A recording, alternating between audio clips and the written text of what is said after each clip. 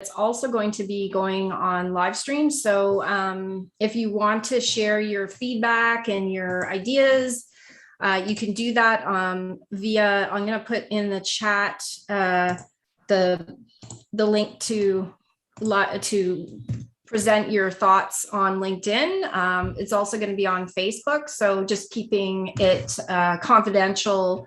In this particular case, what we're talking about is more of a public platform. So just be mindful of that. So it's not, not the time to talk about how horrible your workplace is or something to that effect. Yeah, so we're going to get started, and I'm so incredibly thankful to be able to invite to our stage Tracy Brower. And for those of you who don't know her, I'm going to just give you a little introduction. And can everybody see my screen okay? No, it's not coming through yet. Oh, okay. Can you see it now? No. Okay, one sec.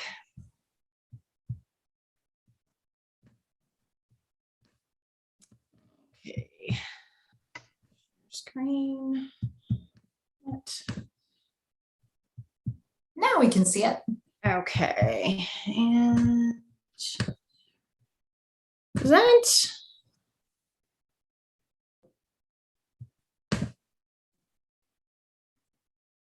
There we go. Can you see we can see your beautiful face, Tracy. Okay, so we're going to be talking about the secrets to happiness at work. And I'm really excited to introduce Dr. Tracy Brower, PhD. And she is also a sociologist and author of 2 books, The Secrets of Happiness at Work, which provides insights for joyful work and life and how to choose and create purpose fulfillment. And Bring Work to Life by Bringing Life to Work provides new perspectives and alternative ways to consider and achieve work-life balance. Hint, it's not about the balance, it's more than that. So I'm interested to hear what she has to say about balance, because I think during the pandemic, a lot of us have been struggling with that. Tracy is also a contributor to Forbes, Fast Company, and a principal with the applied research and consulting group Steelcase. Tracy is an award-winning speaker and has over 25 years of experience working with global clients to achieve business results. You can follow her on LinkedIn, Twitter, or here at Tracy Brower.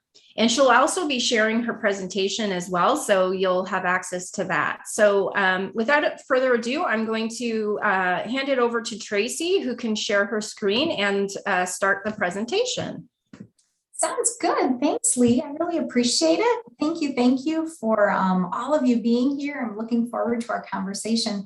They say make sure whatever you decide to study at school that you like the topic, because you'll be spending a lot of time talking about it. So that's definitely been the case for me. I feel like this is such a great topic for today, these days. And in addition, I've had a really interesting feedback. A journalist said to me, Tracy, is this really the time to talk about happiness? Is this really the right time with all that we're going through? And I actually said, you bet. When we go through such significant disruption, that is when we can rethink, reset, reimagine, and we can actually dig deep and find happiness. We don't have to just have post-traumatic stress disorder coming out of difficult times. While that's absolutely something to pay attention to, and while we want to be really, really careful and respectful and supportive of mental health issues, we can also achieve post-traumatic growth, which is about how we grow through difficulty, how we really are able to build our resilience. So happiness can be part of that response. So looking forward to our conversation together. So I absolutely believe that this will be the most significant reinvention of work in our experience. This is the moment. And the reason is that when we're so completely disrupted, we start to appreciate things in some new ways. And we think more consciously about where we work and why we work and with whom we work and the nature of our work and the nature of our work as it is part of our lives and part of full lives. And so we're in the middle of this very, very significant revolution and significant opportunity for all of us. I also think it's really helpful to start by taking a deep breath. And really just kind of validating where we are. It's really interesting. There was a study that was done with people who were looking to make lifestyle changes. And one of the groups received cheerleading feedback. Rah, rah, you can do it, go for it. The other group received validating feedback. This hard, we get it, it's tough, but we'll get through, here are resources to get through. And the group that received validating feedback was actually able to make significantly more lifestyle changes than the group that received just cheerleading feedback. So I think we're in this really important moment to kind of realize it's super reasonable if we're exhausted. And there are some really good reasons for that. We've had to be socially distanced, and yet that introduces cognitive dissonance. We want to be close, but we're not sure that we can. We want to connect, and we're not sure how to do that in a safe way.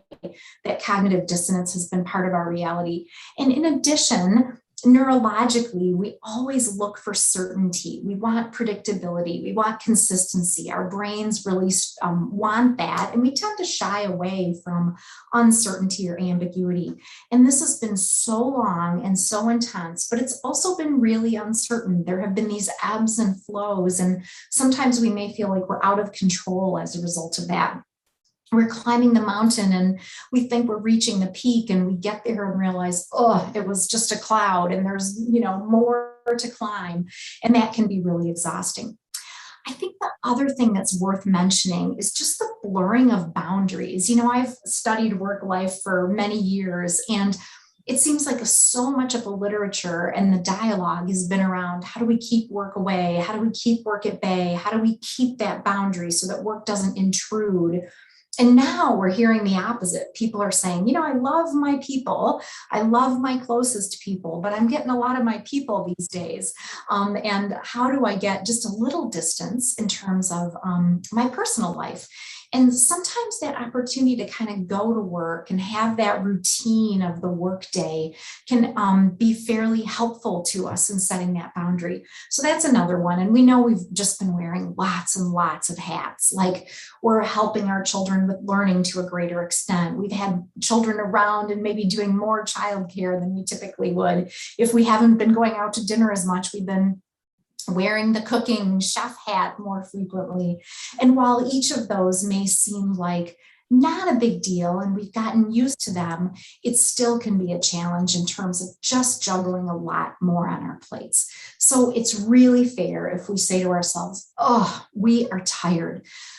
So we take our deep yoga breath and we can move forward in some really positive ways. And that's what we'll talk about. So here's a question for you. What I'd love to know, and we're going to make this a thought question. We didn't structure it as a poll because of the live streaming, but would love for you to just give some thought to what extent has your well-being been compromised over the last year and a half? A, significantly, the struggle is real. B, somewhat, it hasn't been easy, but I've been hanging in there. Or C, not so much, it really hasn't been that bad for me. Or D, the jury is still out. I'll let you know in another few months. So go ahead, if you don't mind, give some thought to that. If you are in the Zoom call, you can go ahead and comment within our comment box. I'll be able to see that. And you can also comment on it in our live streaming. If you want to do that, that's super great.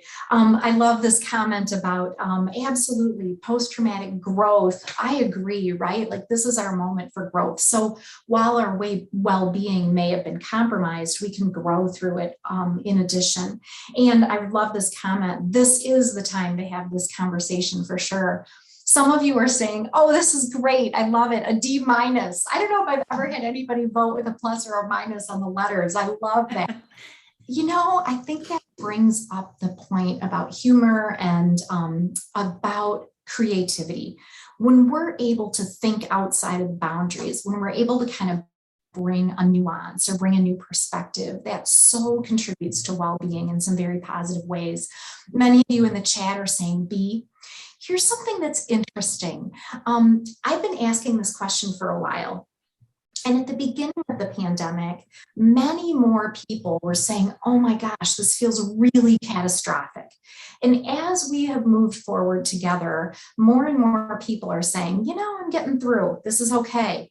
And I think what's happening and what we're seeing is resilience. And I think we're seeing adaptability. We humans are nothing if not adaptable. And we start in a place and we stretch and we grow, and then we have a new starting point from which to grow from there. So I think that's what we're seeing. And I think the other thing that we can be really conscious of is our own well-being. Interestingly, there's some research that suggests that the more self-reflective we are, the easier time we'll have making friends with others.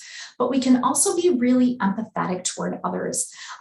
There's some beautiful research that suggests that when colleagues and leaders are more empathetic, we experience greater mental health. And brand new research, I just came out with an article Sunday night about the importance of empathy. Catalyst finished a survey and a study that suggested that when leaders display more empathy, you see greater innovation, you see greater engagement, you see greater retention, and people more satisfied with their work. So there's something about understanding where we're at and being really empathetic toward others as well. I love this. All great beginnings start in the dark when the moon greets you to a new day at midnight. So today's our day, and we will move forward even though we've been through some dark nights. So what will the future of work be like? I always think this is a helpful place to start. So if we're creating happiness and creating the conditions for happiness, what will we be doing, and where will the context for that lie? One of the things we know is the future will be faster. This is interesting times. What tends to happen is that technologies tend to build on each other. There's a brilliant book called Extra Life by Stephen Johnson, and it does a really great job of talking about how technologies have built on each other. Even the technology of like clean water helped us start to develop chips for the technology industry differently, or technologies related to lenses helped us to see microscopically and understand germ and bacteria and the science behind our health more effectively. And so what's happened is that as those technologies have built over time up to the present, we are going faster and faster and faster. And things are more ambiguous. There's some interesting research about driving, like literally driving your car. And the most important variable for how fast you drive your car is visibility. So, if you're driving in the fog or the rain or the snow, visibility is actually a greater determinant of road speed than like slippery roads or snowy roads or icy roads or muddy roads or something like that. The reason that's important to us is that we have to figure out, as things are going faster and as we can't see as much in front of us, we've got to figure out how to keep our foot on the gas and keep going in smart ways, because there is more ambiguity.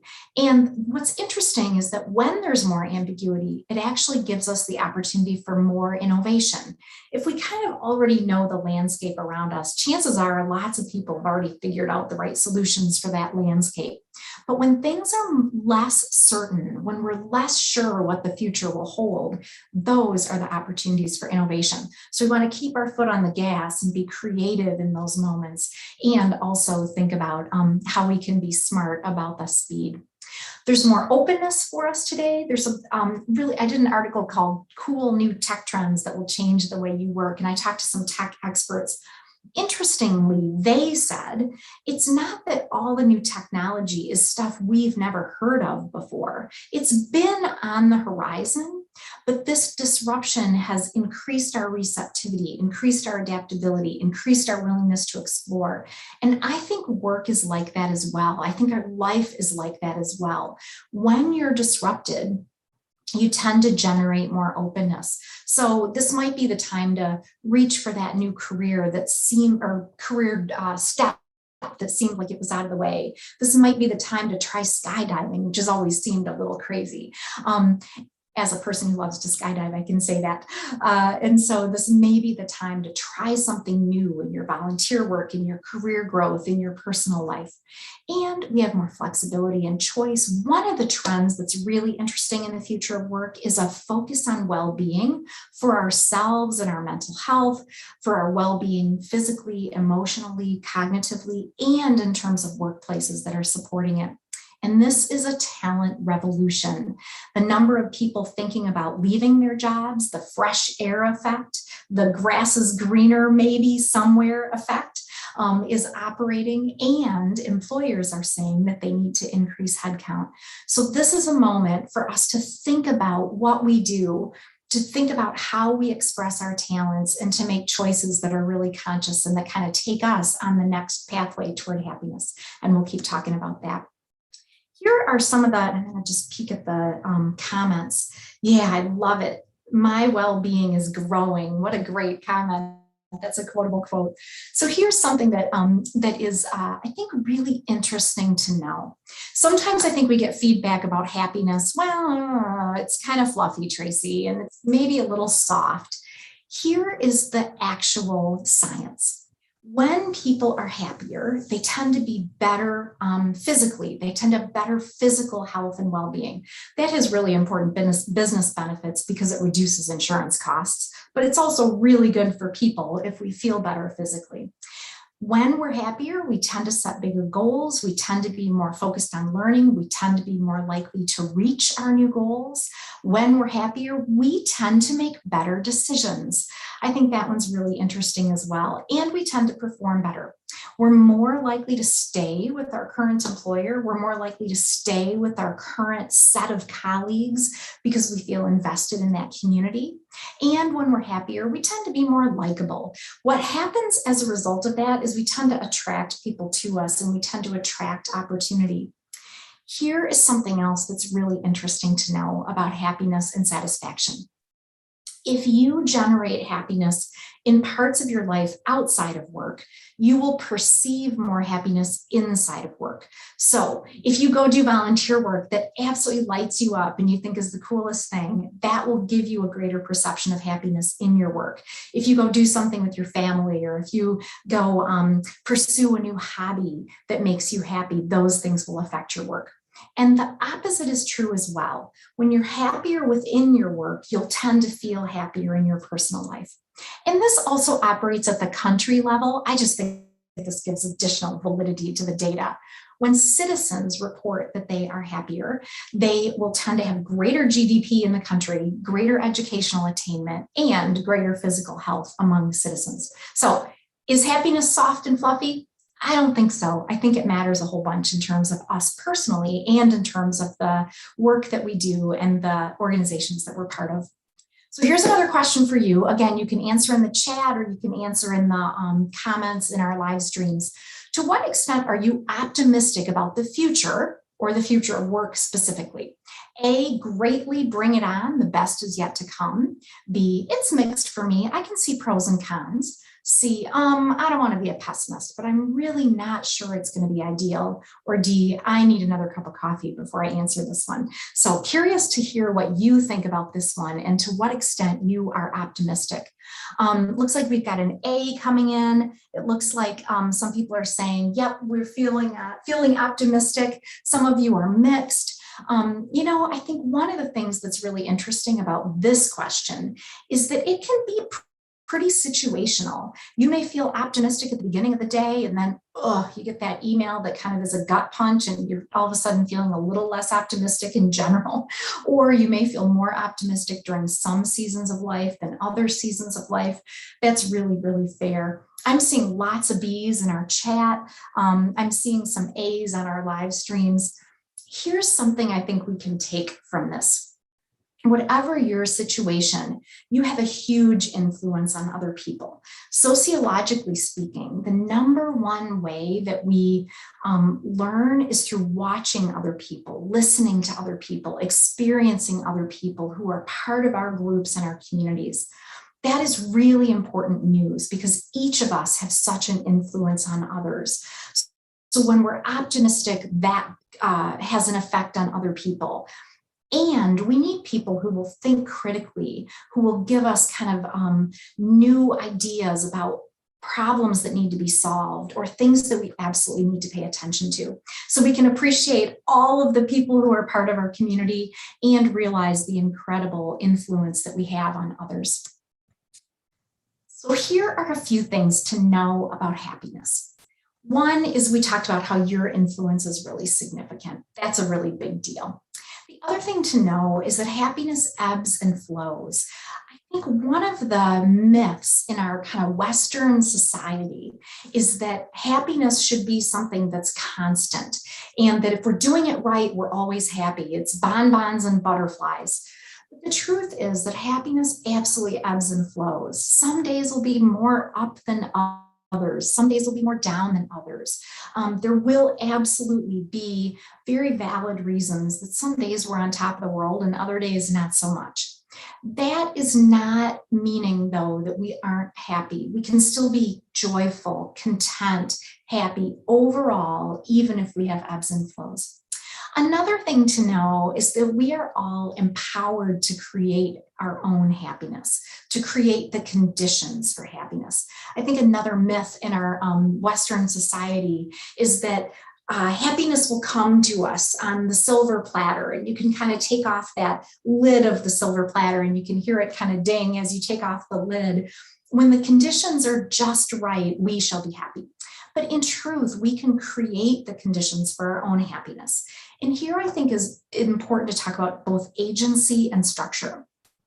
Agency is, I can create the conditions for my own happiness. I'm empowered to make really good choices toward my own happiness. And as a member of a community, I have a responsibility to do my best toward others and toward my community as well. So yeah, our organizations and our leaders do have a responsibility. We have a responsibility and an obligation in a really good way to each other, but we're also empowered individually. It's kind of a both and. I think the other thing to pay attention to here is choices. We also have a myth that if we make just the right choices, we will always be happy, back to bonbons and butterflies. But in reality, all of our choices are sets of conditions. So we choose a job, or we choose a place to live, or we choose a partner. And there'll be things we love about our job and things that aren't our favorite. That's okay. Or we choose a partner and we adore and love our partner. But if we're honest, there might be a couple of annoying things about our partner, not yours or mine, but maybe for other people, right? That is the key, I think, is picking really well, choosing well. And usually happiness is correlated when we have alignment between what we love to do and what we have to do at work. So as we think about that choice, think about making the choice that's most aligned with what's most important to you. But don't try to find the perfect solution, because that's not out there. You're just picking a set of conditions. And happiness is never zero sum. It's never a game of comparison. And it's never about if you're happy, I'm not. We can create more happiness and conditions for happiness for ourselves and for others. Here's an important paradox of happiness. You're actually less likely to achieve happiness if you pursue it as its own end. I live close to Lake Michigan, so we spend some time at the beach, and it reminds me of like sand through your fingers, right? You pick up sand through your fingers, or you're playing with children in the sand and it just falls through your fingers. Happiness is like that too. If we pursue happiness as its own end, what we're doing is reminding ourselves that we don't have it already. Otherwise, why would we be pursuing it? And we're very focused on ourselves in that pursuit, which is negatively correlated with happiness. Instead, we can create the conditions for happiness, which I will talk about, and those are the ways that we can accomplish it more successfully. So here's something else to know in terms of the origins of happiness. I think this is pretty interesting stuff. There is actually a gene for happiness. And so genetics play a part in your happiness. Conditions also matter. How you have kind of lived your life up until this point also matter to that equation, but choices also matter. And this is the empowerment part that we were talking about before. You might say, oh, I'm not sure I was born with a gene and I haven't had a perfect ideal situation up until now, but you can still make choices that create the conditions for happiness. And it's interesting to know about this genetic comparison, this genetic component. There was actually a study that was done with married couples, and it was found that when people had a gene not only for happiness, but also for gratitude, there's a gene for gratitude as well, they were more likely to have longer, happier relationships. But again, we can make choices in addition to some of these other variables that affect happiness. The best way to predict the future is to create it. I love this. So where do we go from here? How do we create the conditions for happiness, knowing what we know? Here are some of the ways that we can create those conditions, and I'll talk a little bit about these. The first one is purpose. And I like to say this is purpose with a lowercase p. I know I've got an uppercase P on the slide, but this is really about purpose with a lowercase p. I think sometimes we have this idea that purpose has to be a big, giant thing. Like if we can solve world peace, we will matter. If we can solve world hunger, we will matter. But really, purpose can be very small. It can be just a great way that we bring our talents and bring ourselves to the people that we care about, to our colleagues, to our families, where we make contributions to our community. The concept of ikigai is from Okinawa, Japan. And it's the idea that ikigai is your reason to wake up in the morning. And it can be something small. There's a lovely story about a grandmother who lives with her multiple generations in her family. And her ikigai, her reason to wake up in the morning, is because she makes soup for her family. That's pretty cool. Like your reason, your purpose can be all about making soup. I think it's about dreaming small. And we all want to build castles, not just lay bricks in the wall. So purpose is about three things. Purpose is about something bigger than yourself, a bigger picture. Purpose is about you having a unique contribution to that purpose. And purpose is always about people. We will sign up to be good corporate citizens and contribute to, our organization's growth and economic health. But the thing that will really get us out of bed in the morning is knowing that we matter to other people in our community. There's a lovely example of a gentleman that I worked with over the years, and he worked on an assembly line and he made a widget. And he said, I feel so much purpose in my work. And I said, tell me more about that. And he said, it's because this part goes into a mechanism, and the mechanism goes into a crank. And the crank goes on a hospital bed. And that allows the nurses and doctors to crank the bed and move the bed so patients don't get bed sores and are more likely to be able to go home at some point. So his line of sight, his connection to that bigger picture was a very big deal. So one of the things we can do to create the conditions for happiness is to remind ourselves about how our work matters. All work has dignity, and we all have an instinct to matter. And so I think that's just really great stuff. No matter what we do, we can think about how that ladders up. If I work in an accounting department at a university, I can think about how my work ladders to students who are pursuing a new goal for them. Or if I work at a company that makes hooks and fasteners and doorknobs, I can think about our human desire and propensity for aesthetics and beauty around us, and the beauty of a well-made doorknob, and the way that it reduces friction in our lives when we have that coat hook that's handy, or that doorknob that works perfectly and reduces friction. All of those things that we do that make a contribution to the community speak to purpose. So this is about our role. This is about the purpose that we fulfill by bringing our talents, whatever those talents are. So here's another question for you. If you won the lottery, would you still work? A, absolutely, I would do exactly what I do today. I was born for it. B, yes and no, I might not do exactly what I do today, but I would certainly do volunteer work. C, no way, you would find me on an island somewhere. Or D, it depends. How many millions am I winning? I love that. So go ahead and put your vote in the chat if you don't mind. It looks like we've got a couple of B's so far, or you can put it in the comments section on some of our live streams. This is great. Yeah, so we've got some B's, some A's. Really wonderful to see what you all are saying here. Amazingly, this survey has been done for a couple of decades, actually. And in general, globally, 93% of people say they would still work. They might not do exactly what they do today, but they would absolutely still work. And then we know some of those people who are A's, and they're the people we really want to hang out with because they have found their life's mission, right? And some of us just are happy to be on a desert island with a wonderful, cool drink in our hand of iced tea or a Mai Tai or whatever you like. So really, really appreciate your perspectives on this. I think that this is so important because this is about how we make our contributions. We have this, I think we have this myth as well that work is drudgery. I was giving a workshop one time and I asked everybody, what's your favorite thing about your work? And people yelled out, the weekend or paid time off, PTO. And it was just really funny, right? Because sometimes our work isn't the thing that brings us the most joy. But in reality, work is part of a full life. There's another wonderful book called Being Mortal by Atul Gawande.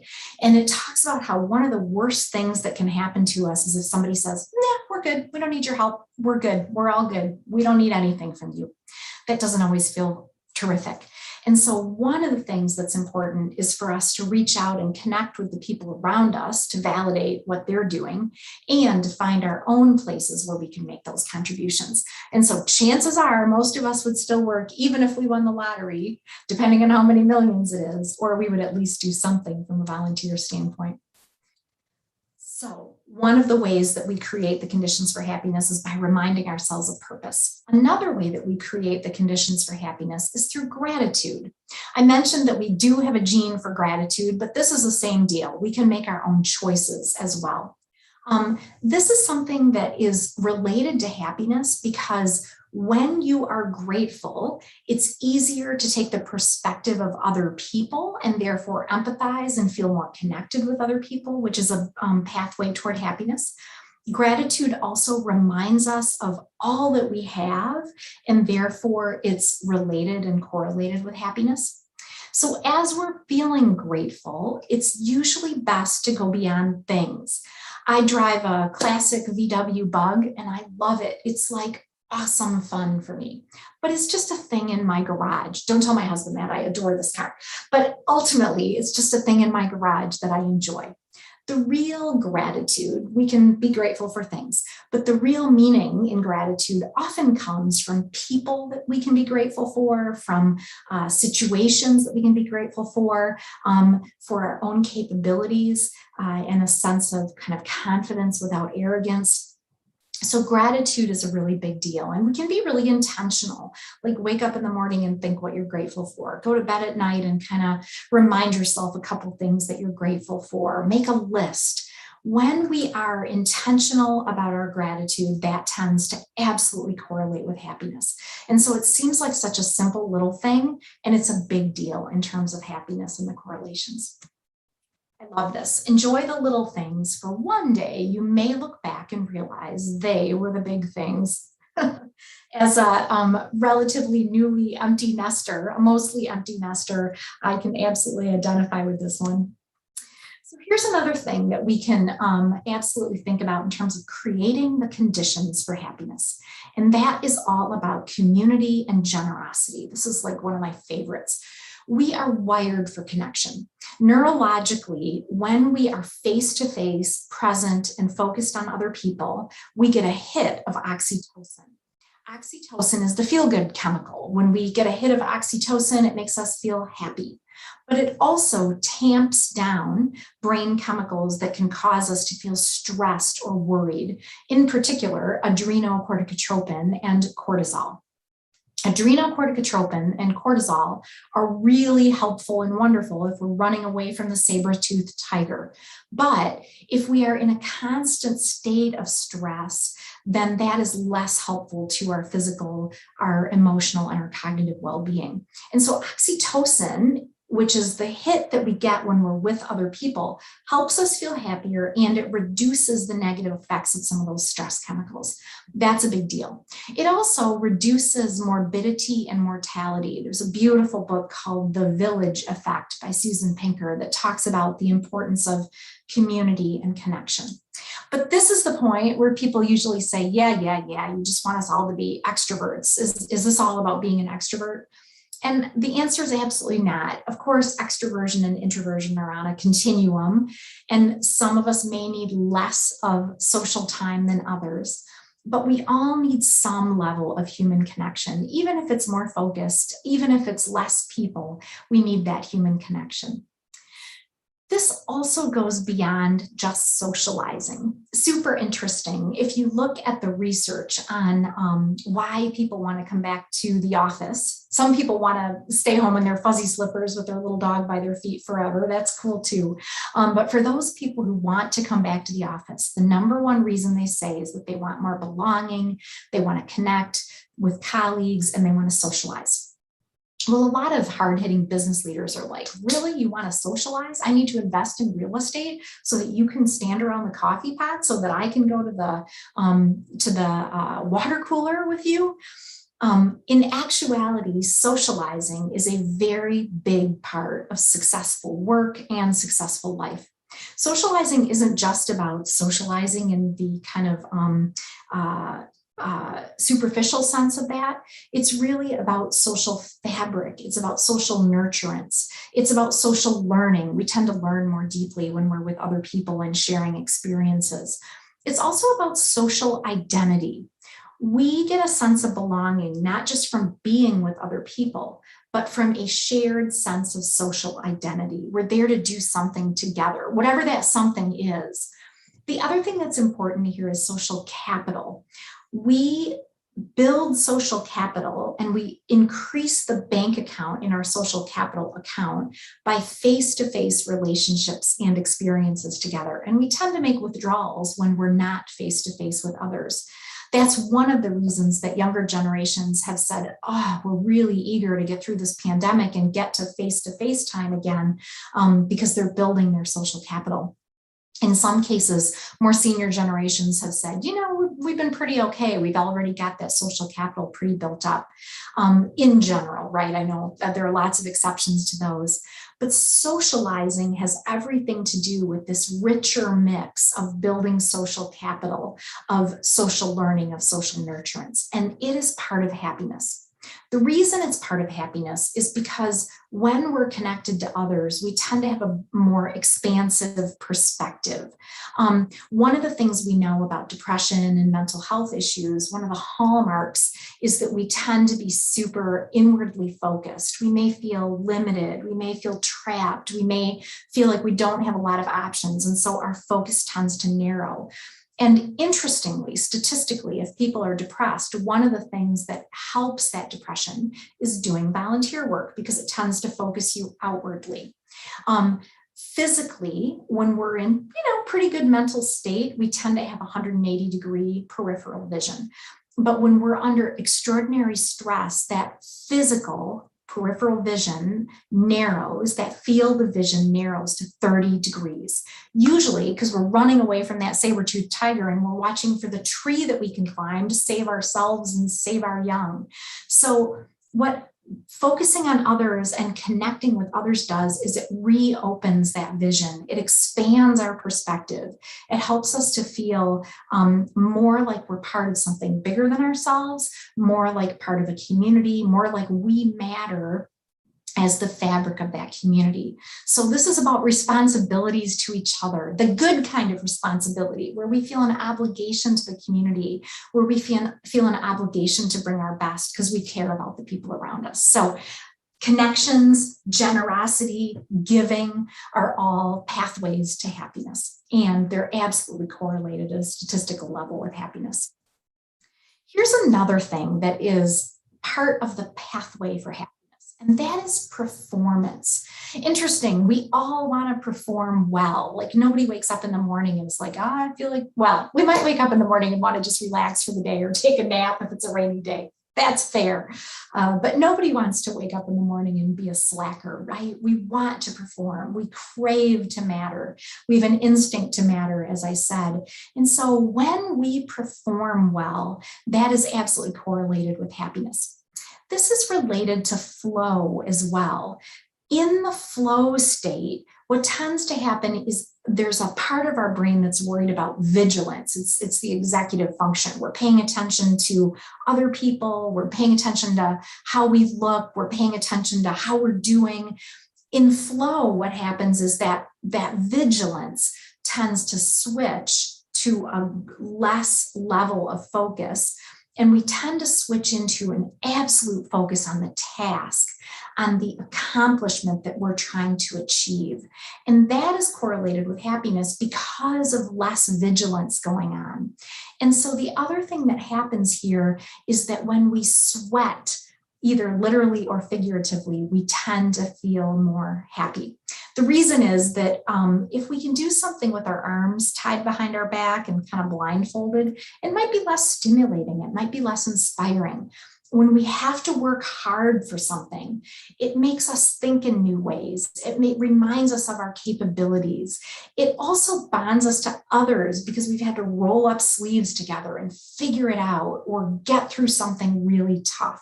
So performance, sweating, working hard with others is correlated with happiness. In fact, it's interesting as you think about building relationships with teammates. If you do social stuff, that's great. You want to go axe throwing with your teammates, or you want to go to a mixology class or an escape room, or you want to do your virtual happy hour, you go with your bad self. Keep doing those.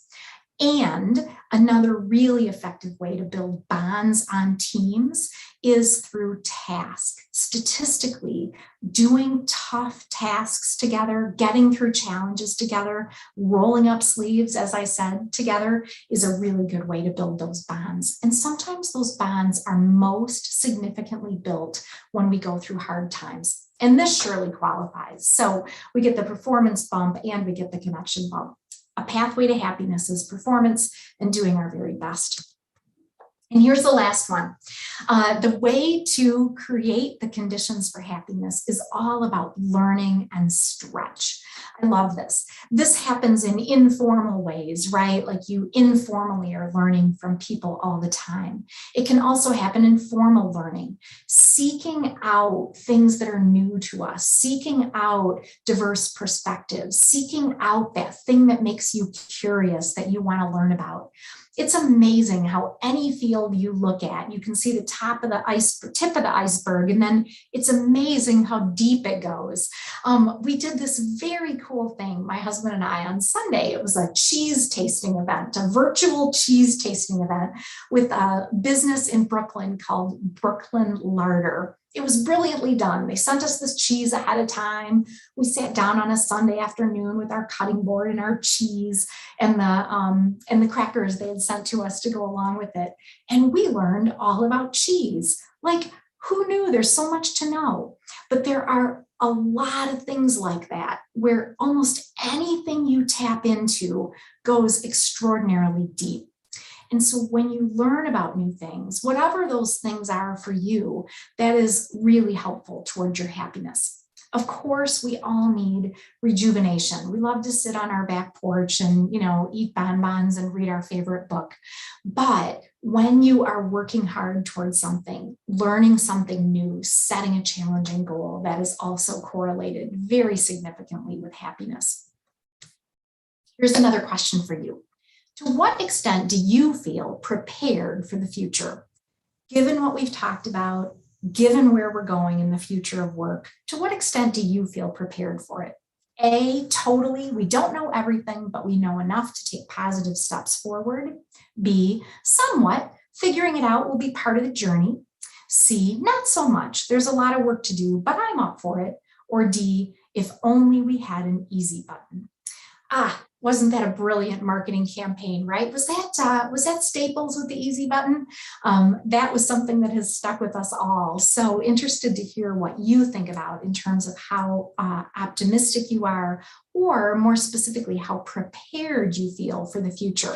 Looks like in our Zoom session, we've got lots of B's, we've got A's and B's online. So it looks like you're feeling prepared to a great extent or prepared somewhat. I think this is really interesting times in terms of our resilience, our preparedness. We can, thank you. Staples was the sponsor and we gave buttons away. Oh, that's cool. Very cool. Yeah, I remember you could buy them, right? Because we all wanted one on our desk. But we all feel prepared in different ways, right? And we all have something different to add to the mix and something different to add to the journey. So I think we can ask questions of each other about how we can be helpful to each other. We can ask questions of ourselves about what we need in order to be successful moving forward. There's a question or there's a sociological concept of demand and capacity, which I think is just brilliant. It was coined by Patricia Voidanoff. And she talked about how our demands will rise and fall, right? Like we may feel incredible demands because of a project we're working on at work with a tight deadline, or with the facilitation of learning that we have to do, or the additional worry that we have about, health and well-being of our elders that we care for.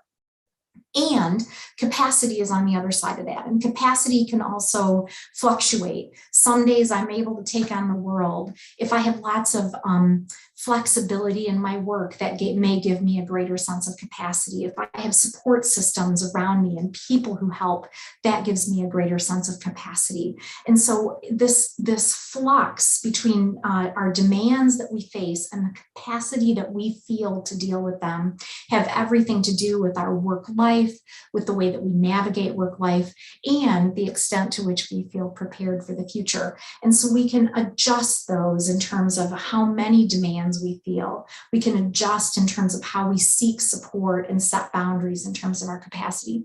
Here's a fun fact that I think is interesting related to this conversation. When you give your time, you perceive that you have more time. This is like crazy stuff. But if you give away your time, you serve at the soup kitchen, or you pick up trash at the beach, or whatever you do in terms of your giving of your time, you tend to feel like you have more time. You perceive that you have more time. So there is something about this managing our demand and capacity in the way that we think about how we spend our time. I love this. It's amazing how a little tomorrow can make up for a whole lot of yesterday. So we've got lots of yesterday. We're going to be making up for it by thinking about tomorrow. And this is our moment for a great future, for a bright future, for a reimagined future. This really is the moment that we can create the conditions for happiness. We're empowered to do it. We can make choices that align to the best of our ability with the things that make us happy. We can find purpose. We can absolutely express generosity and gratitude. We can connect with others. We can really do our best in terms of performance, and we can really focus on learning and stretch. All of those things are really terrific for a bright future. And I'd love to give away a book through this experience together. So my suggestion is the first person who reaches out to me on LinkedIn, mentions this, and gives me their home address or work address, whatever address you want to give me, I will send you a book and be really thrilled to share that book with you. So my LinkedIn is Tracy Brower, PhD. Of course, if you're live streaming, you may already see that. But the first person to reach out to me on LinkedIn with your address and mentioning this, I'll go ahead and send you that book. So with that, what I'd love to do is hand it back to you, Lee. Thank you, thank you, thank you for having me. And maybe we could have some conversation and some Q&A with the participants online. I don't know if we want to stop the live stream now and then we could do Q&A kind of in our Zoom call, or if we want to keep going on live stream, you know best, Lee. I'm at your disposal. So thank you all. I appreciate the participation. Thank you so much, Tracy. This has been incredible. And I think that we can go ahead and do the questions on live for everyone. Just keep in mind, everyone that's listening, that, you know, not to share anything that's potentially not good for your career. So like, in other words, like don't slam your boss for the culture, that sort of thing. So like more general questions. But if you do want to, if you had like a more specific question that you want answered confidentially, then you can DM Tracy on the Zoom call and she can answer your question without identifying who you are. So we can get a little more spicy that way. Yeah, we could get spicy that way. Yeah, I love your, that's really smart. Don't do anything career limiting here. Yeah. Yeah, so if you're on Zoom, you can put it in the chat. I'm going to look at our comments too, Lee, and see if there was anything in the comments that suggests a question. And Lee, maybe, I don't know if you have a question that you want to get us started with. Yeah, so there was a question from Verity, and I'm just going to go a little further up. Or Verity, maybe you can unmute yourself and just mention your question.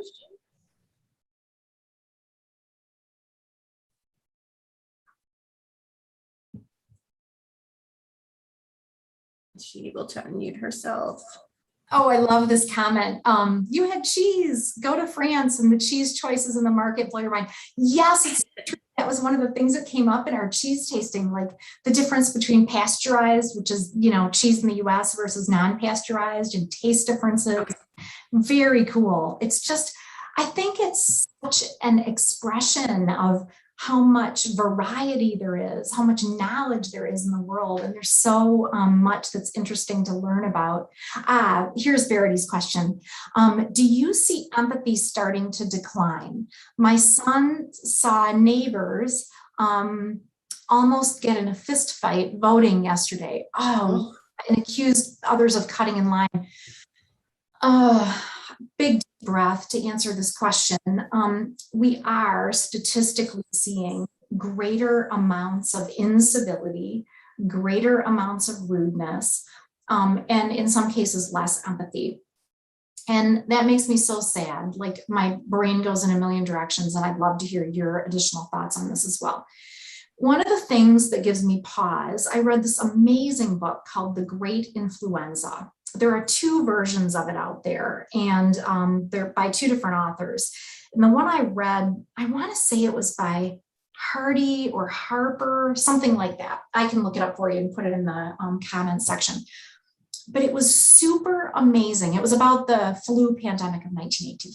But it was super amazing because it talked about how the dynamics of society were incredibly similar. First of all, they did amazingly similar things in terms of solving the pandemic, like wearing masks and opening windows and distancing and all that kind of thing. But the other thing that happened was that there was more social unrest. And there was a lot more of people being very in group and very protective of their own groups. And I take that in actually a comforting way, because I think it's a dynamic of society and a dynamic of how we interact as humans. When we're under threat, we tend to band together. We tend to feel a sense of vigilance. We tend to feel a sense of protectiveness. And I think that's part of what we've been seeing. That's one. The other thing that we have seen in the workplace literature, and there's actually a brand new study out that Microsoft did with 60,000 people. I think it came out yesterday or the day before-ish. And one of the things it talked about is that people have become increasingly siloed in their work groups. And the reason is that you just don't run into people as much when you're not in the office, right? And you're not kind of reminded of that broader community in the same ways. And so people have become increasingly siloed in their work contexts. And I think that makes a difference too. We're less reminded of all of those ways that we're connected to others.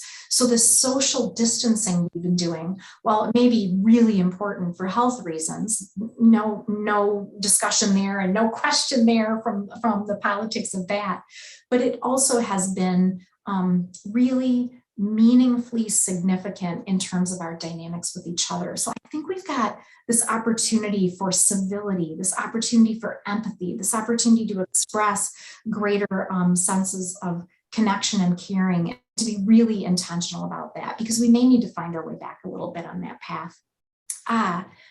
This is really interesting. We call it APT, accept them. If we can't, then we have patience. If we can't, then we tolerate. But we can always do one of those so that we can be human together and better together. Oh, that's beautiful. I love it. That's really, really great. And the other thing that gives me hope as we have this conversation is that we all have so much influence over each other. Like I talked about this toward the beginning, but we learn through watching and experiencing other people. And so each of us has a huge influence in the behavior that we model, the behavior we exemplify. And none of us are as good as we want to be, and none of us are perfect. But the better we be, and the more we can interact with others on positive terms, it will make a difference for us. So that's what I like to think about from a hopeful perspective. Any other questions any of you have?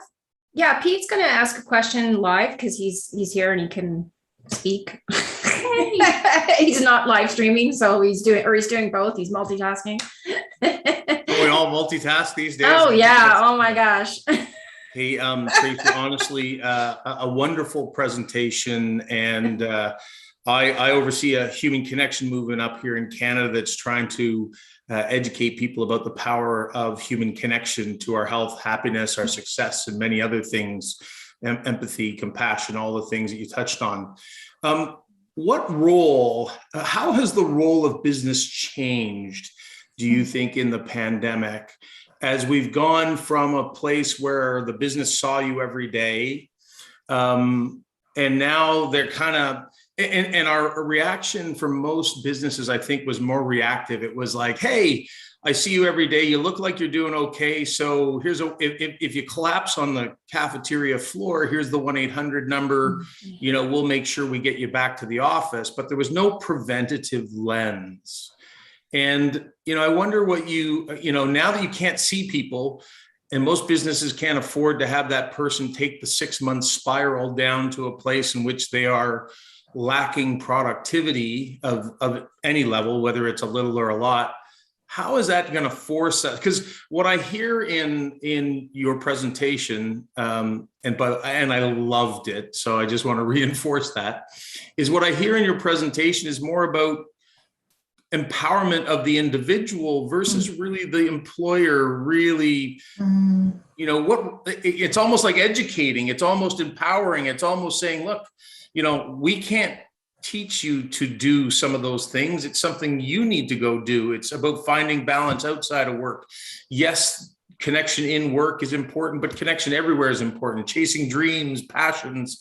So is it the business's responsibility to coach? Is it the business's job to think of you as a holistic human being? Where are the lines blurred? What role does the business play in keeping their employees happy, healthy, and successful on a holistic level as we move forward?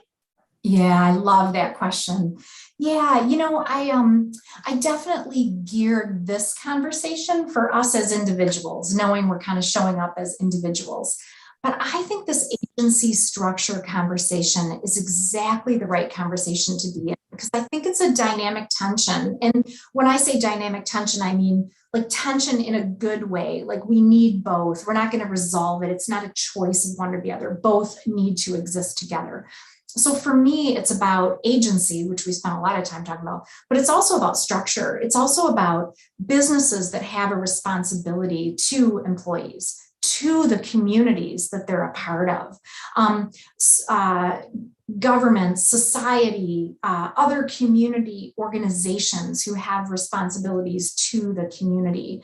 The thing that I think is really interesting when I talk to leaders, I talk about the leadership responsibility.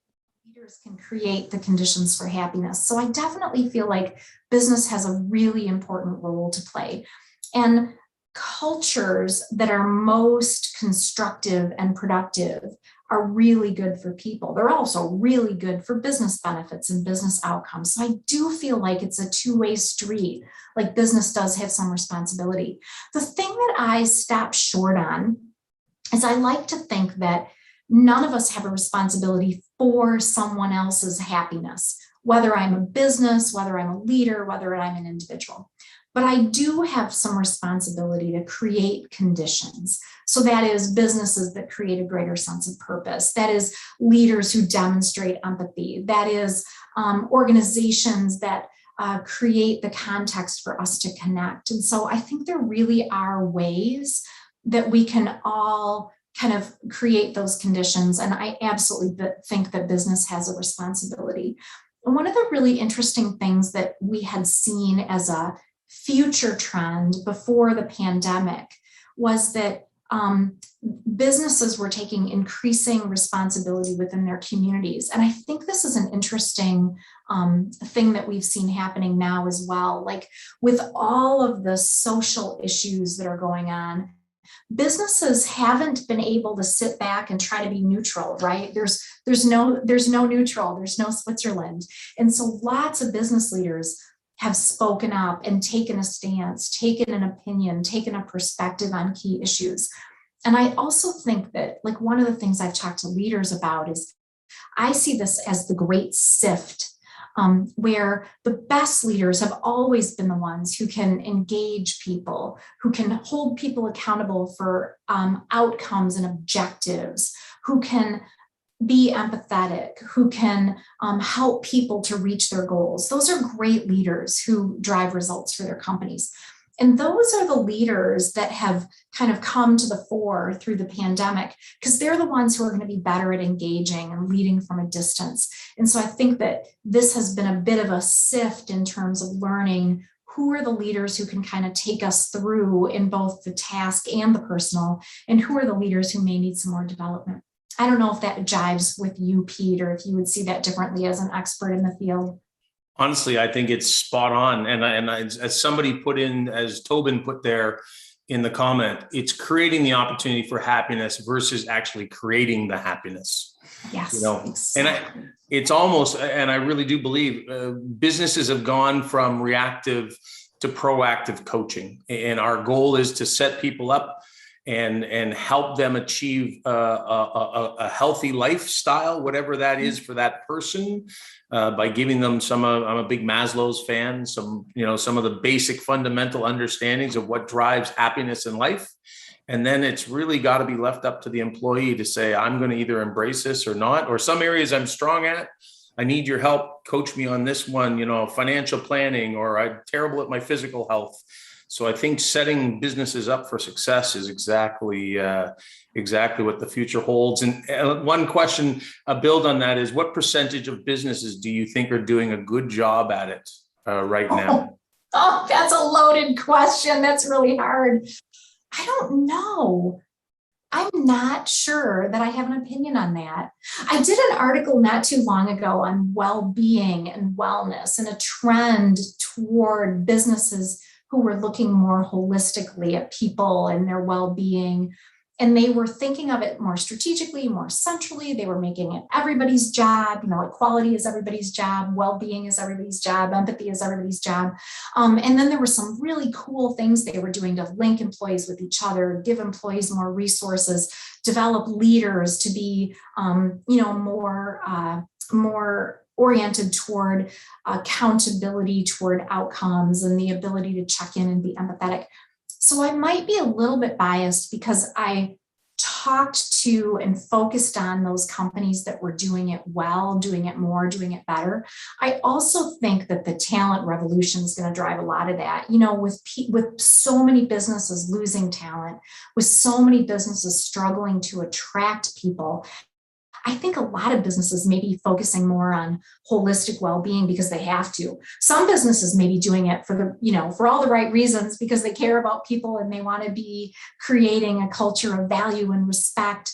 And other businesses may be saying, boy, we just better get on this. We better get on this horse because we need to be able to both attract and retain people. Do you have a perspective on that, Pete? Like, how do you think businesses are doing?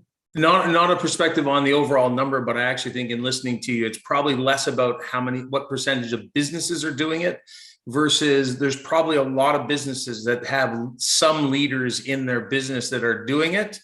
But then there's also some leaders in that same business that aren't doing it. And it's how do you get everybody on the same bus going in the same direction, getting everybody to think of this post-pandemic, I'll say the word philosophy. This isn't none of this is rocket science. We're talking about fundamental human needs in almost everything that we've talked about here. But most of us were never trained on it. We were trained to, focus on shareholder value, focus on, delivering profit. And some of these other things might have got a little left behind. So hopefully times are changing.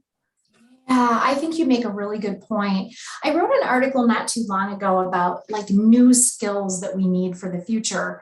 And they were skills in like embracing ambiguity and being innovative and making connections and things like that. And rightfully so, somebody pushed back and said, Tracy, these aren't new skills. These are foundational skills. And I think that's probably true. I think it's probably like a renewed need for those skills.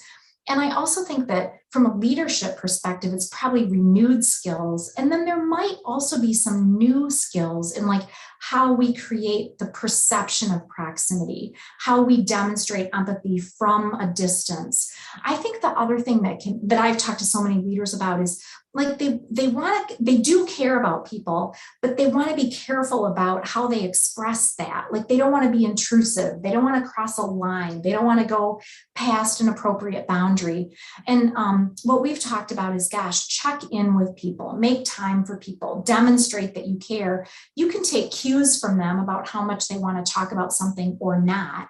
And exactly your point, have in your pocket those resources that your organization offers, whether it's an EAP or an app where they can get counseling or a emergency childcare kind of system or a care.com kind of system. Make sure that you as the leader have a really good sense of the landscape of those resources so you can make those available to the employee. You don't have to be an MSW yourself, right? You don't have to be a mental health expert yourself in order to really still demonstrate that level of empathy. So I love the points you're making. Cool. This is a great comment. Bingo, Pete. My background has been in high tech for 20 plus years. It was all about shareholder value. It will continue to be that, but there is more pressure now to have people who are truly in it.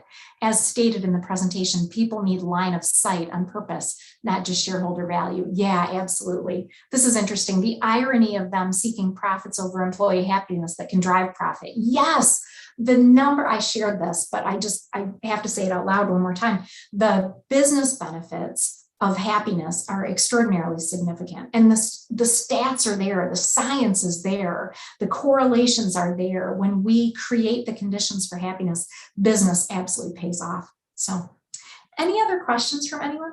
Thank you so much. This is wonderful dialogue. I love it. All right. Lee, any final questions that you have? Yeah, no, I just wanted to mention that Abi Balacasandro mentioned that there's some great examples in her book, Do Good at Work, of companies that are creating strategies for greater purpose in the work that you're doing and in different ways. So I think that your work complements hers as well. So she's been live streaming her comments as well. So I just thought I would give a shout out to her. She was our book club person that we authored that we included in March. And that was incredible. I'd also like to invite onto the stage Deborah, who's going to be our next author. So Deborah, hi Deborah. Hey, how are you? I'm great. Looking Good. Beautiful as always with a gorgeous background. Very, very you, Deborah. Thank you. So do you happen to have your book with you so that you can share what our next, drum roll please, our next book? In a shadow box. Ooh, I love it. Tell us the I name can put of my your book in a shadow box. That's so cool. Yes. Yes. So I tell us about your book and yeah, and what we can dive into on our conversation, similar to the one that we had with Dr. Tracy today. And I apologize, my dog is making some interesting noises in the background. Puppy life. Yep, I know it well. I just had to close all my doors. I got my yappers there in the kitchen. So this book that Kelly and I wrote together is really around, although it's written for women in technology to please stay in this field, because there's a mass exodus going on. Over 50% of women are leaving technology, and they're leaving for all the wrong reasons, meaning not, to go and just have children and come back. They're leaving because of the culture. They're leaving because they don't feel they can be successful. They're leaving because of opportunities that they're just passed over. There's a whole host of reasons. But what we found, believe it or not, in writing the book, and I'm presenting an event for the City of Toronto, they sent it out to 31,000 employees. And I'm like, oh God, okay. It started with just the Women in IT group. And here's the interesting part. As I was talking with the gals who run the Women in IT group for the City of Toronto, and we were talking about the issues that women face, they said, every woman faces this, whether they're in technology or not. And that is the God honest truth, because when we launched the name for the book and we hadn't published yet, that's what came back from around the world. We had women saying, can you write about manufacturing? Can you write about pharmaceuticals? Can you write about education? We all have these issues. So they're pretty universal in their challenges. And that's often where the conversation goes. So we wrote it from the perspective of end to end, the things that we as women struggle with, which is advocating for ourselves and being courageous and standing up for ourselves and doing things of that nature, as well as, discrimination and things that we experience. And we also talk about allyship and our male allies. And we also talk about when you have thoughts of leaving.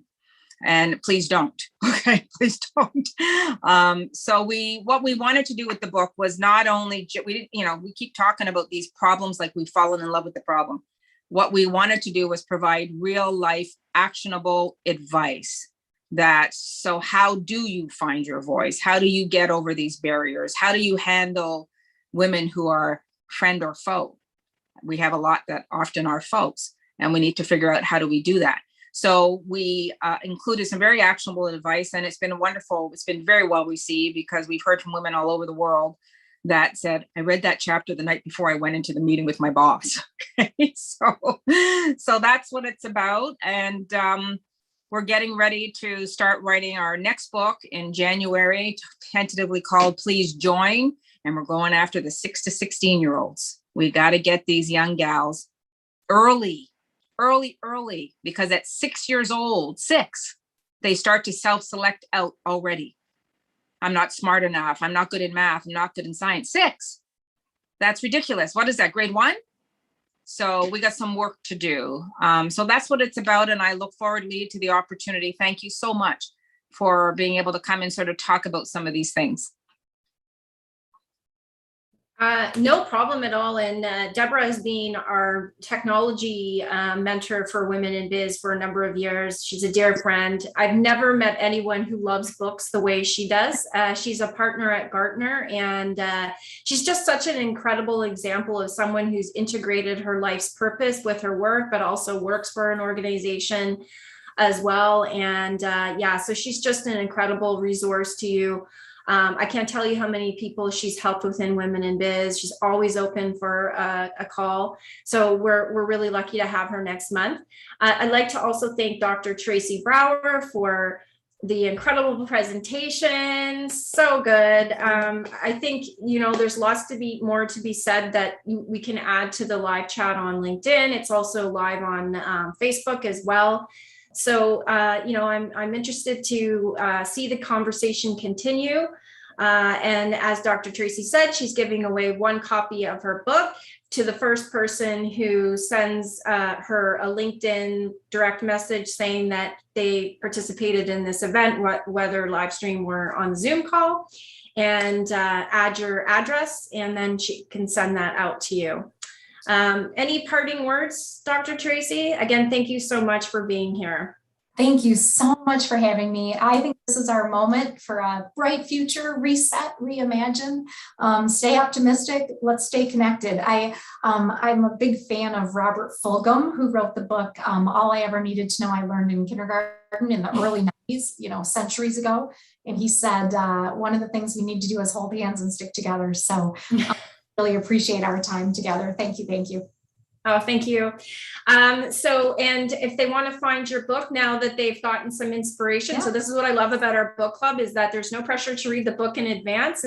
We're here to help guide you with book selections without having to go in and invest in the book until after you've heard from the author. How cool is that? So where can they find your book and additional information that you might like to share? Thank you so much for asking. Tracy Brower has lots of stuff. You can get the book anywhere: Target, Barnes and Noble, Amazon. You can get it in an ebook format for $3, or you can order by the hundreds on Porchlight, which has some great Porchlight Book Company, which has some great discounts. So would love your feedback or reviews. And so thanks so much for listening. I really appreciate it. All right. Well, thanks, everybody. I'm so glad that we had both males and females for this conversation, and I hope that that will continue for our next book club. It's important that we all are a part of the conversation, and the diverse views are really important to adding meaning and context and purpose to these conversations. So again, thank you so much. Dr. Tracy, thank you to everyone that was on this call. You're all wonderful. I love you. Thank you again. Thanks Bye, so much. everyone. Have a great afternoon. Jazz hands. Bye-bye. And thank you again to Deborah. We're really looking forward to diving into your book in November 17th. Thanks. Thanks, Ashley. Look forward to see everybody. Okay, thank you. Bye, everyone. Bye-bye.